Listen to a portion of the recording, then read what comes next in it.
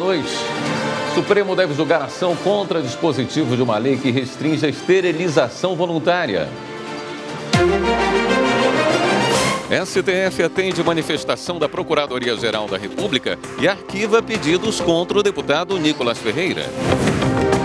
Conselho Nacional de Justiça e o Ministério de Justiça e Segurança Pública assinam um acordo para melhorar a situação do sistema carcerário. Tribunal de Justiça de Goiás é o primeiro a implementar o juiz das garantias após a decisão do Supremo Tribunal Federal. Está em vigor a lei que amplia o alcance da Política Nacional da Agricultura Familiar. E você vai saber como funciona o Fundo Especial Público para as campanhas eleitorais, o chamado Fundo Eleitoral. Jornal da Justiça desta terça-feira, 16 de abril, começa agora.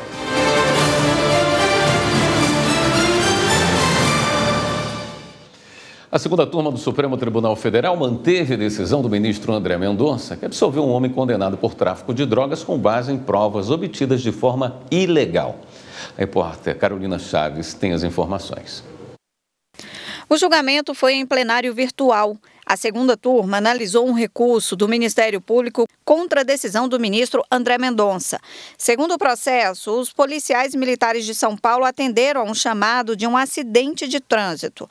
No local, o automóvel estava abandonado e, ao revistarem o carro, encontraram chaves de um apartamento com endereço e um celular desbloqueado. Eles acessaram o aparelho na tentativa de localizar o dono do veículo, mas encontraram fotos de drogas, armas e dinheiro. Com as informações, os policiais foram até o apartamento sem mandado judicial e encontraram porções de maconha e LSD, documentos pessoais e do carro. O dono dos documentos foi absolvido em primeira instância com o argumento de que o acesso às fotos do celular e ao apartamento foram ilegais, porque não havia ordem judicial. O Ministério Público do Estado recorreu. O Tribunal de Justiça de São Paulo aceitou o recurso e condenou o homem a 6 anos e 9 meses de reclusão em regime inicial fechado. O entendimento foi de que a descoberta, por acaso, das fotos teria legitimado a ação policial, tornando desnecessária a autorização da Justiça. A defesa recorreu ao Superior Tribunal de Justiça, que manteve a condenação. E no recurso ao STF, a Defensoria Pública da União argumentou que o acesso às mídias no aparelho celular do réu e a entrada na residência violaram os direitos fundamentais da garantia de inviolabilidade de privacidade, de intimidade e da casa. A Defensoria argumentou ainda que os policiais poderiam ter buscado autorização judicial para entrar no domicílio, mas isso não ocorreu. O ministro André Mendonça rejeitou o argumento de que o acesso ao celular teria sido ilegal, porque os policiais buscavam identificar o dono do veículo. No entanto, segundo o ministro, os militares não poderiam ter entrado no apartamento sem autorização judicial, por isso há motivo para absolver o réu. Todos os ministros acompanharam o voto do relator. O plenário do Supremo deve julgar na sessão plenária de amanhã uma ação contra dispositivo de uma lei que restringe a esterilização voluntária. Repórter Marta Ferreira. A laqueadura e a vasectomia são procedimentos de esterilização que funcionam como métodos contraceptivos. Na prática, permitem que homens e mulheres optem por não ter filhos. A Lei do Planejamento Familiar de 1996 estabelece algumas restrições para a esterilização voluntária, como a obrigatoriedade de a mulher ter autorização expressa do cônjuge, idade mínima de 25 anos ou ter 2 filhos vivos para ser submetida ao procedimento. O Partido Socialista Brasileiro entrou com ação no Supremo Tribunal Federal questionando tais exigências, alegando violação aos direitos fundamentais, como da dignidade da pessoa humana. A ação traz uma pesquisa feita em 6 capitais brasileiras, que acompanhou homens e mulheres que buscavam a esterilização cirúrgica junto ao SUS e verificou que após um período de cerca de 6 meses, apenas 25,8% das mulheres e 31% dos homens que demandaram a cirurgia haviam obtido sucesso. partido destaca ainda o fato de que 8% das mulheres engravidaram durante o período de espera pela esterilização. O relator é o ministro Nunes Marques. A previsão é que a ação seja levada a julgamento nesta quarta-feira, com a manifestação das partes envolvidas. Os votos dos ministros só serão apresentados em outra sessão, ainda a ser marcada. Por unanimidade, os ministros do Superior Tribunal de Justiça decidiram que a existência de hipoteca judiciária não isenta o devedor do pagamento da multa e dos honorários de advogado previstos no Código de Processo Civil. As informações com Jéssica Castro. Por unanimidade, os ministros do colegiado decidiram que a existência de hipoteca judiciária não isenta o devedor do pagamento da multa e dos honorários de advogado, previstos no Código de Processo Civil. 5 pessoas da mesma família ajuizaram ação de cobrança contra o empresário e a empresa dele porque não teriam pagado pela compra de cotas sociais de outras 2 sociedades empresárias. Durante a fase de cumprimento de sentença, os réus foram intimados a pagar o débito no prazo de 15 dias, sob pena de multa de 10% e honorários advocatícios de 10%. Como não houve o pagamento voluntário, os réus apresentaram impugnação ao cumprimento de sentença e requereram o afastamento da multa dos honorários. Esse pedido foi acolhido pelas instâncias ordinárias. Mas ao analisar o caso no STJ, a relatora, ministra Nancy Andrighi, pontuou que a hipoteca judiciária prevista no Código de Processo Civil não proporciona, tal como o pagamento, a imediata satisfação do direito do credor. A relatora destacou ainda que a hipoteca judiciária também não estabelece vinculação absoluta quanto ao bem a ser penhorado, porque tanto o credor como o devedor podem, motivadamente, pleitear que a penhora atinja outro bem. Seguindo este entendimento, a terceira turma definiu que essa modalidade de garantia não equivale ao pagamento voluntário do débito, e por isso o devedor não pode ser dispensado da multa e nem dos honorários de advogado. Ainda nesta edição, Polícia Federal cumpre mandados em 8 estados para identificar financiadores dos atos golpistas do 8 de janeiro. E no próximo bloco, condenado homem acusado de matar um professor indígena. A gente mostra já já.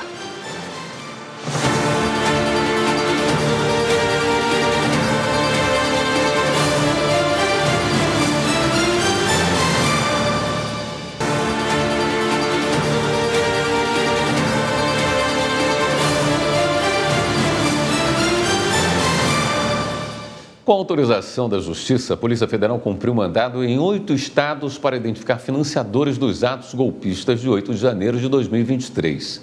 O Ministério Público de Minas Gerais recuperou uma imagem religiosa. E em São Paulo, o Ministério Público fez uma operação contra fraudes em diversas cidades. Rosine Gomes traz os detalhes. O Ministério Público de São Paulo e a Polícia Militar prenderam 14 pessoas investigadas por diversas fraudes em licitações em todo o estado e suspeitas de formar um grupo criminoso associado ao PCC. Dentre elas estão 3 vereadores, cada um de um município. De acordo com a investigação, empresas atuavam de forma recorrente para frustrar a competição para contratar mão de obra terceirizada em prefeituras e câmaras de cidades como São Paulo, Guarulhos, Ferraz de Vasconcelos, Cubatão e Sorocaba. O Ministério Público de Minas Gerais devolveu a imagem de Santa Rita de Cássia à Igreja de São João Batista, na cidade de Santa Luzia, região metropolitana de Belo Horizonte. A santa, que pertence à paróquia desde 1956, estava fora da igreja desde a década de 1970 e foi recuperada pelo Ministério Público. A devolução da peça sacra foi realizada durante uma missa na própria igreja de São João Batista. A Polícia Federal prendeu em flagrante em São Paulo um dos alvos da 20ª fase da Operação Lesa Pátria, que cumpriu 18 mandados de busca e apreensão expedidos pelo STF em 8 estados. A operação é para identificar pessoas que financiaram, fomentaram e promoveram os atos realizados em 8 de janeiro do ano passado e que resultaram na depredação do Palácio do Planalto, Congresso Nacional e Supremo Tribunal Federal. Em Rondônia, a Justiça condenou um comerciante a 18 anos de prisão pelo assassinato de um professor indígena em 2020. As informações com a repórter Simone Norberto. O Jupaús, uma das denominações do Zuruê-Uauau, acompanha o julgamento de João Carlos da Silva, acusado pela morte do professor indígena Ari Uruê-Uauau. O caso teve repercussão internacional por conta da atuação da vítima como guardião do território de seu povo. O crime ocorreu no dia 17 de abril de 2020, no distrito de Tarilândia, pertencente ao município de Jaru, região central de Rondônia. O processo corre na vara criminal da comarca depois que o Ministério Público Federal declinou a competência por considerar que a motivação do crime não teve a ver com a extração ilegal de madeira na terra indígena, uma das linhas iniciais da investigação da Polícia Federal, e sim um homicídio comum por desavenças. Para dar maior transparência ao andamento do processo, o Tribunal de Justiça transmite o júri pela internet, a exemplo do que já fez em casos de grande repercussão, como Corumbiara e Urso Branco. Nos debates, a defensora pública sustenta que o réu era amigo de Ari e que não tinha motivos para cometer o crime. Já o promotor e assistentes de acusação apresentam provas testemunhais e técnicas, como escutas telefônicas autorizadas, para apontar o acusado como o autor da morte do indígena. Depois de quase 12 horas de julgamento, o Conselho de Sentença condena João Carlos. O juiz Alencar Neves Brilhante lê a sentença, que fixa a pena em 18 anos. Exaspero a pena intermediária, dosando-a agora em 18 anos de reclusão. O Superior Tribunal de Justiça promoveu um debate sobre a jurisprudência ambiental com autoridades francesas e de todo o Brasil. Marina Campos traz os detalhes. A abertura do evento contou com a participação de diversos ministros do STJ, do Conselho de Estado da França, representantes de entidades como a Associação dos Juízes Federais, além de integrantes da diplomacia brasileira. A presidente do STJ, a ministra Maria Tereza de Assis Moura, ressaltou a colaboração entre o tribunal e instituições francesas e a relevância do encontro para debater a jurisprudência sobre meio ambiente e clima. O panorama que se descortina diante de nós revela o papel fundamental do Poder Judiciário na busca por soluções que conciliem desenvolvimento econômico e preservação ambiental. Nesse sentido, esse diálogo se apresenta como uma oportunidade única de compartilhar experiências e o entendimento que se vem firmando sobre a temática. De forma remota, o vice-presidente do Conselho de Estado da França, ministro Didier Roland Tabuteau, participou do evento e destacou que as mudanças climáticas vão além das fronteiras e as discussões com a Corte do Brasil vão contribuir para as reflexões sobre os modelos de preservação do meio ambiente e a tomada de decisões mais adaptadas às necessidades climáticas.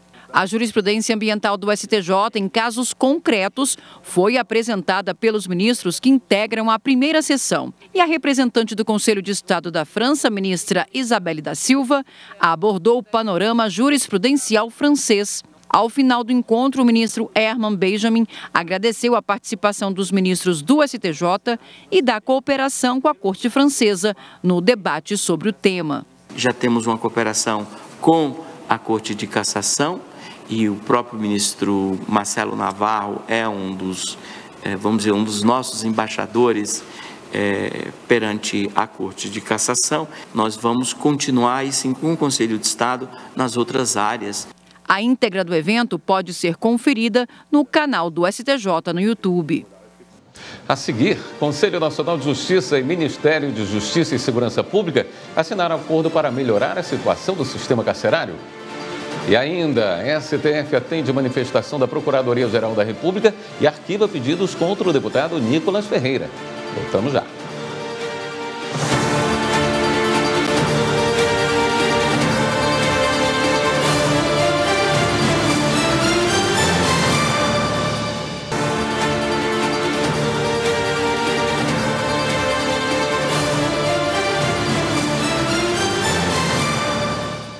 O Conselho Nacional de Justiça e o Ministério de Justiça e Segurança Pública assinaram acordo para a instalação do Comitê de Enfrentamento ao Estado Inconstitucional de Coisas no sistema carcerário. Na solenidade também foi lançado o prêmio A Saída é a Leitura, em parceria com a Biblioteca Nacional, para estimular a remissão de penas pela leitura. Repórter Carolina Chaves acompanhou o evento e tem as informações. O comitê, criado em parceria pelo CNJ e o Ministério da Justiça e Segurança Pública, vai colocar em prática um plano de ação para melhorar o sistema carcerário. No ano passado, o Supremo Tribunal Federal reconheceu violação massiva de direitos humanos no sistema prisional e identificou 3 grandes problemas: a má qualidade das vagas e superlotação dos presídios, uma política equivocada com encarceramentos desnecessários e falhas na saída do sistema com a manutenção de presos que já cumpriram penas. O STF determinou que o CNJ realize estudo para criar varas de execução penal em número proporcional ao de varas criminais e à quantidade de presos. Além disso, entre as medidas que serão adotadas pelo comitê está a realização de um mutirão carcerário no segundo semestre. Os trabalhos serão feitos em parceria com a Secretaria Nacional de Políticas Penais. O ministro da Justiça e Segurança Pública, Ricardo Lewandowski, afirmou que a questão prisional no Brasil enfrenta avanços e retrocessos e citou a recente polêmica sobre as saidinhas. O ministro fez um apelo para que o Congresso mantenha o veto que garanta a saída temporária de presos para visitar famílias. Sobre o acordo com o CNJ, o ministro afirmou que a parceria pioneira entre Executivo e Judiciário é um avanço no sentido de fazer do sistema prisional um espaço de ressocialização. Nesta questão, nós temos 2 opções, ou civilização ou barbárie. E creio que com a DPF 347, com o acordo que agora estamos assinando, nós optamos definitivamente pela civilização no processo, no sistema carcerário brasileiro. Quantos mundos cabem em um livro? Quantos lugares é possível conhecer após folhear algumas páginas? Na solenidade também foi lançado o prêmio A Saída é a Leitura, que tem como objetivo estimular a leitura dos presos como forma de remissão de pena. Levantamento do Conselho Nacional de Justiça aponta que quase 1/3 das 1.347 unidades prisionais não têm biblioteca. As que têm registram 2,4 livros por presos. Por lei, o preso pode reduzir 4 dias de pena para cada obra lida, limitando a um máximo de 48 dias por ano. O programa vai premiar 3 unidades prisionais que tiverem o maior índice de leitura, com a entrega de 250 livros que serão doados pela Biblioteca Nacional. Em um vídeo gravado para a solenidade, o presidente da Biblioteca Nacional, Marco Lucchesi, falou da parceria. A Biblioteca Nacional, como é casa da leitura, como é casa da liberdade, como é casa da informação, ela participa com grande orgulho, participa dando o que ela pode dar da forma melhor, que são os livros, que são os instrumentos de compreender o mundo. O presidente do STF e do Conselho Nacional de Justiça, ministro Luiz Roberto Barroso, destacou que a melhoria do sistema prisional não é apenas uma questão de respeito aos direitos humanos, mas também uma forma de combater a criminalidade. A sociedade, de uma maneira geral, vê com grande preconceito as medidas voltadas à melhoria das condições do sistema prisional. Nós temos o compromisso de aprimorar essas condições, em parte pelo dever de respeitar os direitos humanos daquelas pessoas que foram condenadas à privação de liberdade e não a viverem na imundície, não a sofrerem violências de todo o tipo.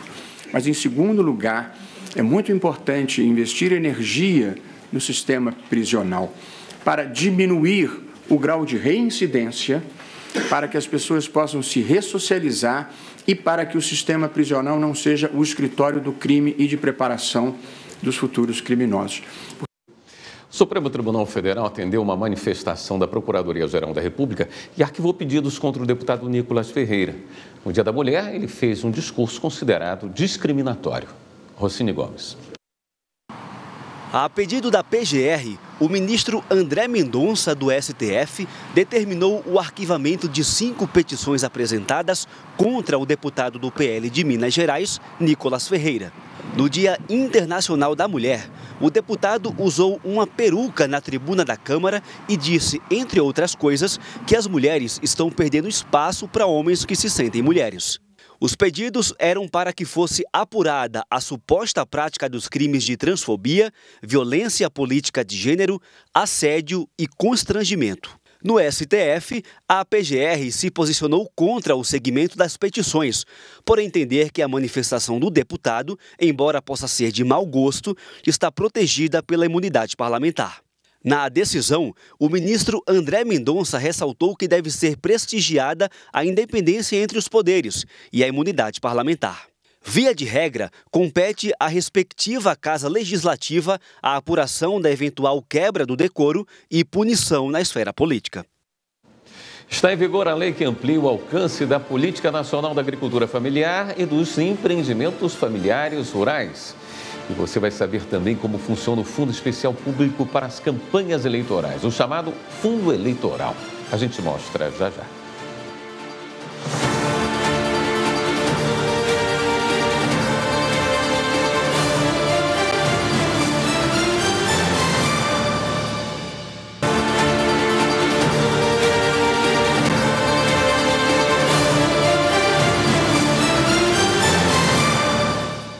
O Supremo apresentou em audiência a avaliação dos modelos de inteligência artificial desenvolvidos por empresas para atividades típicas da Corte. São soluções tecnológicas que vão permitir mais agilidade e qualidade na prestação jurisdicional. Quem acompanhou foi o repórter Pablo Lemos. A avaliação foi apresentada pela equipe da presidência do Supremo Tribunal Federal com as assessorias jurídicas e tecnológicas.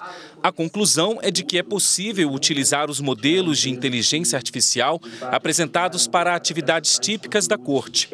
O encontro na sede do STF reuniu empresas que participaram da convocação no fim do ano passado para o desenvolvimento de projetos de IA generativa, que pode criar novos conteúdos como textos, imagens e vídeos. Desde então, cada interessado pôde apresentar uma única proposta, envolvendo principalmente protótipos para resumos de processos judiciais. Até agora, 22 empresas apresentaram resultados satisfatórios. O próximo passo é fazer uma espécie de estudo de impacto para avaliar os riscos e verificar a possibilidade de aplicação de inteligência artificial para outras finalidades. O STF também vai testar o desenvolvimento, a evolução e a sustentação de soluções dessa natureza, além de explorar técnicas para avaliar a capacidade de produção de resultados mais apurados. Falta menos de um mês para que as instituições com cadastro aprovado pelo Tribunal Superior Eleitoral comecem a arrecadar recursos para campanhas eleitorais deste ano. É o financiamento coletivo de campanha, a famosa vaquinha virtual, que vai começar 15 de maio. As doações podem ser feitas em páginas na internet e aplicativos eletrônicos contratados por pré-candidatos ou pelos partidos. Para saber todas as regras, é só acessar o site tse.jus.br. E você vai saber agora como as campanhas eleitorais são financiadas por meio do Fundo Especial Público, conhecido como Fundo Eleitoral. A liberação desse dinheiro é apenas em anos de eleição. Vamos entender melhor como é feita a distribuição na reportagem de Marta Ferreira. Para fazer qualquer coisa hoje em dia é preciso ter dinheiro. E numa campanha eleitoral não é diferente. Mas como promover uma campanha mais justa sem que candidatos com mais recursos sejam favorecidos? Pensando assim, foi criado o Fundo Especial de Financiamento de Campanha, mais conhecido como Fundo Eleitoral. Ele foi aprovado pelo Congresso Nacional em 2017, após o fim do financiamento privado das campanhas em 2015, como explica esse advogado especialista em direito eleitoral. O Fundo Especial Eleitoral, ou Fundão Eleitoral, é resultado de uma decisão do Supremo Tribunal Federal quando julgou inconstitucional a doação de pessoas jurídicas, portanto, a doação privada para o financiamento das eleições. Se escolheu o caminho de um fundo público que tem essa denominação, Fundo Especial para as Eleições. A gente chama na vida privada de fundão eleitoral, pelo tamanho que ele tomou. O fundo eleitoral é composto por recursos públicos, ou seja, dinheiro de dotações orçamentárias da União. A liberação desse dinheiro ocorre apenas em ano de eleição. O valor total é definido pela Lei Orçamentária Anual e transferido pelo Tesouro Nacional ao Tribunal Superior Eleitoral, responsável pelo repasse dos valores aos diretórios nacionais dos partidos políticos. Para as eleições de 2024, o montante separado foi de quase 5 bilhões de reais. Os valores destinados a cada partido não são divididos igualmente, mas calculados de forma proporcional à quantidade de cadeiras que cada um tem no Congresso Nacional. Uma resolução do Tribunal Superior Eleitoral de 2019 estabelece diretrizes gerais para a gestão desse valor. Os recursos devem ser distribuídos em parcela única aos diretórios nacionais dos partidos, observando os critérios estabelecidos por lei. 2% divididos igualitariamente entre todas as legendas com estatutos registrados no TSE. 35% divididos entre os partidos que tenham pelo menos um representante na Câmara dos Deputados, na proporção do percentual de votos obtidos na última eleição. 48% divididos entre as siglas na proporção do número de representantes na Câmara, consideradas as legendas dos titulares, e 15% divididos entre os partidos na proporção do número de representantes no Senado Federal, consideradas as legendas dos titulares. Já a divisão entre os candidatos é feita pelos partidos de forma interna. Cada partido tem uma forma de construção e de prioridade, exceto regras que estão estabelecidas também pelo TSE, que decorre das cotas para negros e mulheres com relação aos recursos. Retirados essas cotas, o restante do dinheiro ele pode ser gerenciado e estabelecido a partir das prioridades dos partidos. Por exemplo, candidatos que disputam as eleições nas capitais têm mais recursos do que aqueles que disputam eleições no interior. Ou então, mesmo entre estados, pelo tamanho, pela complexidade, se pode colocar mais dinheiro em uma decisão da direção de cada um dos partidos. Após o recebimento dos valores, os diretórios nacionais dos partidos devem divulgar na internet o valor total e os critérios de distribuição dos recursos aos candidatos. Caso os partidos não apresentem os documentos exigidos para a distribuição do fundo, o saldo remanescente será devolvido à conta do Tesouro Nacional. Está em vigor a lei que amplia o alcance da Política Nacional da Agricultura Familiar e empreendimentos familiares rurais. A norma promove a modernização no campo e o cuidado com o meio ambiente. Reportagem de Carolina Chaves. A norma traz 2 dispositivos que devem ser considerados no planejamento e na execução da Política Nacional da Agricultura Familiar, modernização e o desenvolvimento sustentáveis e a inovação e o desenvolvimento tecnológico. Para o advogado Matheus Silveira, a lei traz avanços importantes para a realização de políticas públicas. A ideia é modernizar o campo, mas principalmente, ao meu ver, colocar o campo e a pequena agricultura, que é muito importante para a alimentação no Brasil, nos Objetivos do Desenvolvimento Sustentável da ONU, na Agenda 2030 e principalmente no olhar de inovação, no olhar de tecnologia, permitindo o financiamento. Para mim, esses princípios colocados lá na política são para que a gente possa ter um financiamento para o pequena agricultura, para o pequeno agricultor ligado a esses 2 pontos essenciais: desenvolvimento sustentável e inovação, tecnologia. O país tem hoje quase 4 milhões de propriedades de agricultura familiar. Tanto a produção de alimentos quanto a gestão da propriedade ficam predominantemente a cargo da família. De acordo com a Confederação Nacional dos Trabalhadores Rurais, agricultores e agricultoras familiares. A agricultura familiar responde por 40% da renda da população economicamente ativa de 90% dos municípios com até 20 mil habitantes, que representam 68% do total do país.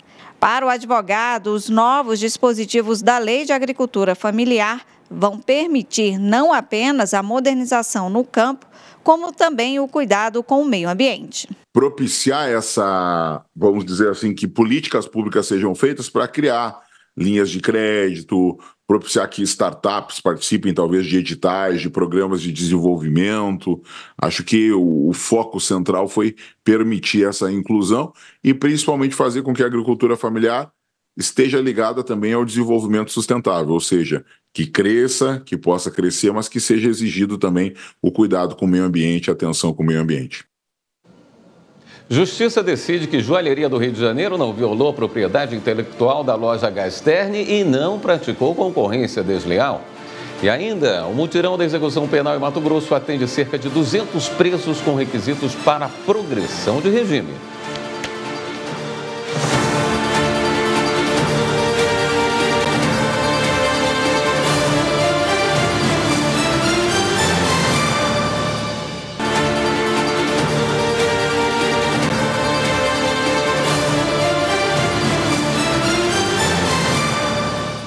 A Justiça do Rio de Janeiro decidiu que a joalheria Monte Carlo não violou a propriedade intelectual da loja Gasterne e não praticou concorrência desleal.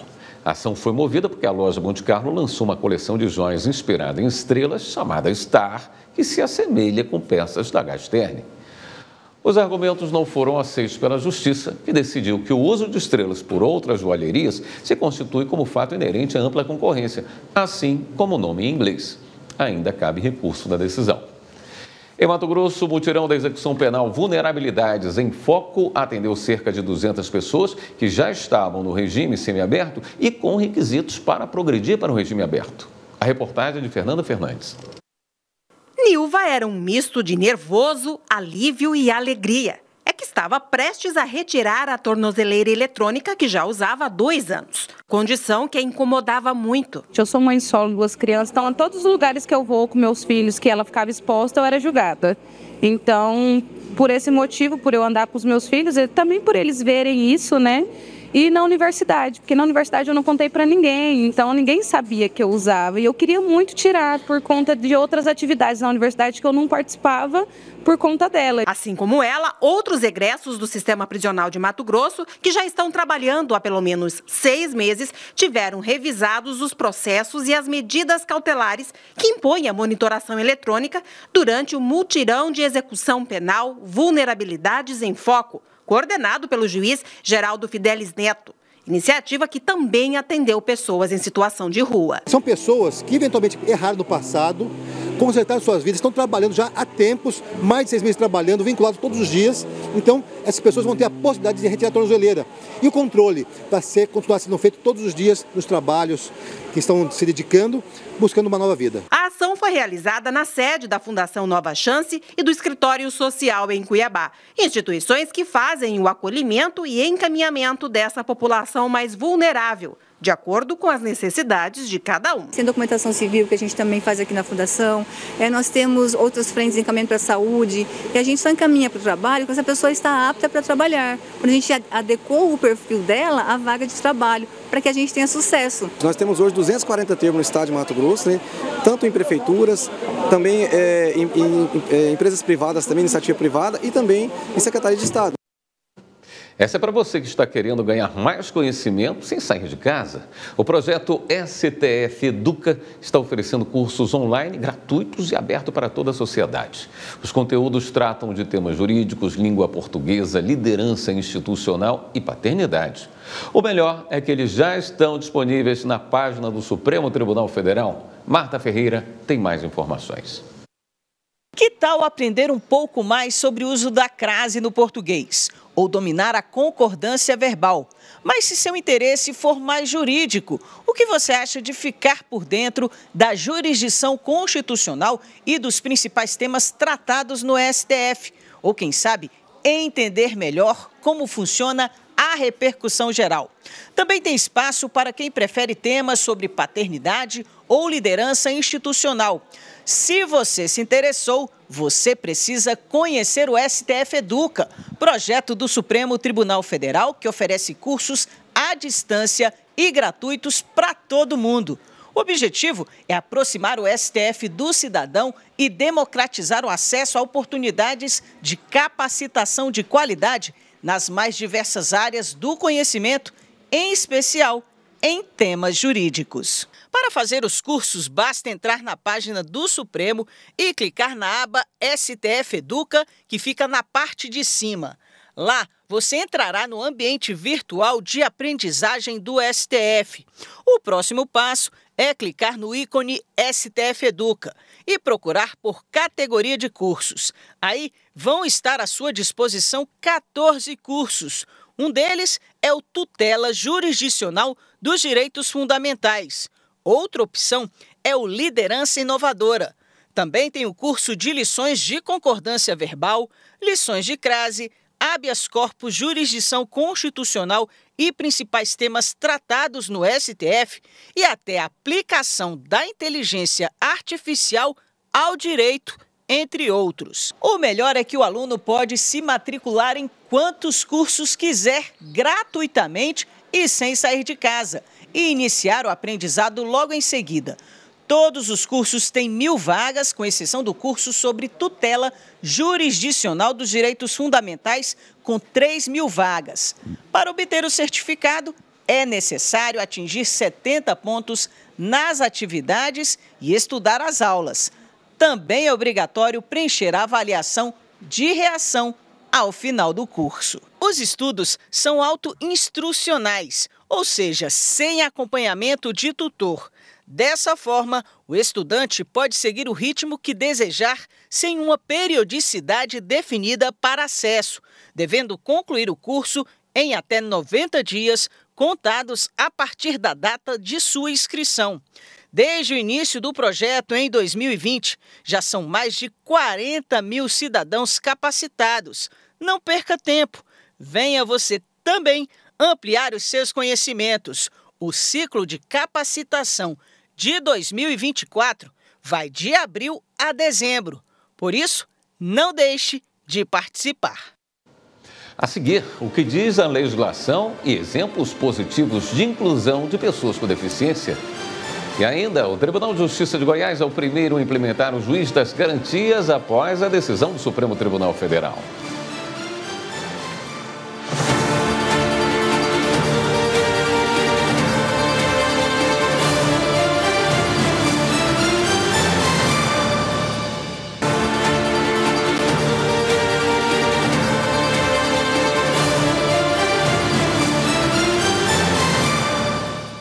O Tribunal de Justiça de Goiás foi o primeiro a implementar o juiz das garantias após a decisão do Supremo Tribunal Federal em agosto do ano passado.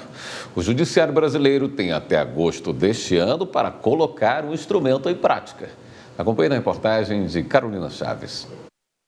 A resolução do Tribunal de Justiça de Goiás, que instituiu o juiz das garantias em 4 cidades do estado, incluindo a capital, entrou em vigor em março deste ano. A medida faz parte de uma exigência do pacote anticrime de 2019, que alterou o Código de Processo Penal. O Tribunal Goiano é o primeiro a colocar em prática.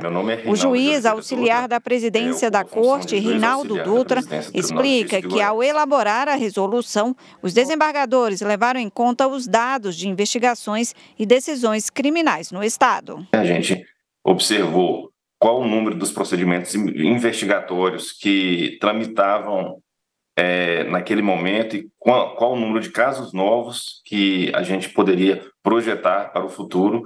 E, em razão disso, fizemos a opção de transformar 2 unidades judiciárias já existentes na comarca de Goiânia para atender tanto a comarca de Goiânia como 3 comarcas do interior nesse projeto piloto. O magistrado explica que o objetivo do juiz das garantias é assegurar a legalidade da investigação criminal, os direitos individuais, como também a imparcialidade do judiciário, com um processo mais equilibrado. A gente aguarda e espera que isso traga um aprimoramento para a prestação da jurisdição criminal. Na prática, o juiz das garantias vai apenas coordenar o processo criminal. Após a conclusão das investigações, outro magistrado vai julgar o caso. Caberá ao juiz das garantias, assim que informado da investigação criminal, decidir sobre os pedidos de prisão provisória ou outras medidas cautelares, além de prorrogá-las, revogá-las ou substituí-las. Ele poderá também alterar a duração do inquérito e requisitar documentos, laudos e informações extras ao delegado de polícia sobre o andamento da investigação. O juiz das garantias poderá também também julgar pedidos de habeas corpus apresentados antes do oferecimento da denúncia. Apesar de haver previsão legal desde 2019, somente em agosto do ano passado, o juiz das garantias foi considerado constitucional pelo Supremo Tribunal Federal. Os ministros determinaram que o instrumento deve ser aplicado em todo o judiciário brasileiro em um prazo de 1 ano, a partir da publicação da ata do julgamento. Foram 10 sessões de julgamento discutindo as 4 ações que questionaram a constitucionalidade do juiz das garantias, a obrigatoriedade ou não desse instrumento e como ele deveria ser implementado. Os ministros concluíram que a Justiça Federal e o Judiciário dos Estados e do Distrito Federal podem definir como será implementado em cada esfera, seguindo orientações do Conselho Nacional de Justiça. Os ministros ressaltaram que o trabalho do juiz das garantias se encerra no oferecimento da denúncia. Além disso, o juiz das garantias não vai atuar nos casos de competência do Tribunal do Júri e de violência doméstica. Segundo o ministro Luiz Roberto Barroso, o novo instrumento vai ajudar a garantir um tratamento igualitário no sistema de justiça. Nós temos um direito penal que é duríssimo com os pobres e extremamente manso com a criminalidade dos ricos, com a criminalidade do colarinho branco e, inclusive, com a apropriação privada do Estado. Eu defendo, presidente, até publiquei recentemente um artigo sobre esse assunto, um direito penal moderado, porém sério e, sobretudo, igualitário, que eu vejo como uma das grandes dificuldades numa sociedade estratificada como a nossa. 8% da população brasileira tem algum tipo de deficiência.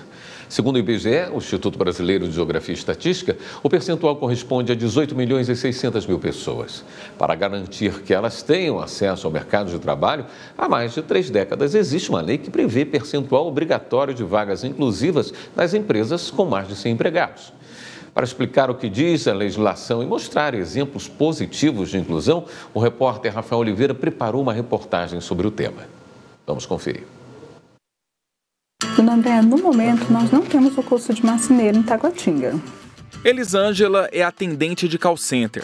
Ela trabalha em uma unidade do SESI, o Serviço Nacional da Indústria no Distrito Federal. Por ter tido paralisia infantil, perdeu parte dos movimentos da perna esquerda. Durante a trajetória profissional, ela trabalhou como secretária, assistente administrativa e até já foi dona do próprio negócio. Elis, como é chamada pelas pessoas mais próximas, diz ter percebido ao longo dos anos uma mudança no comportamento dos empregadores. Várias empresas têm um programa de acessibilidade, de diversidade para as pessoas com deficiência. Há 3 meses trabalhando no serviço de atendimento ao cidadão, ela garante estar satisfeita com as oportunidades que tem tido de crescer profissionalmente. Isso estimula nós como deficiente, né?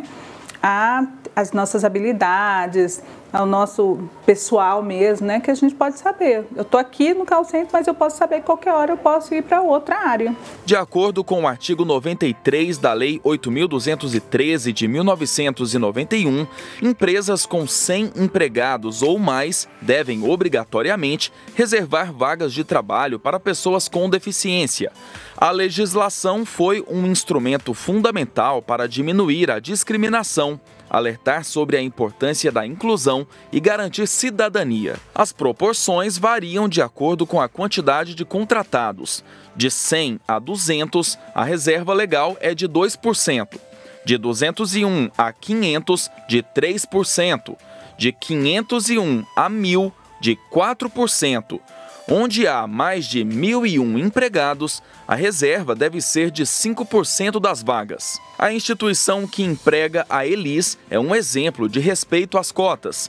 O SESI-DF tem 718 empregados, sendo 28 pessoas com deficiência. A gente tem uma preocupação grande de que você permita a inclusão nos ambientes de trabalho.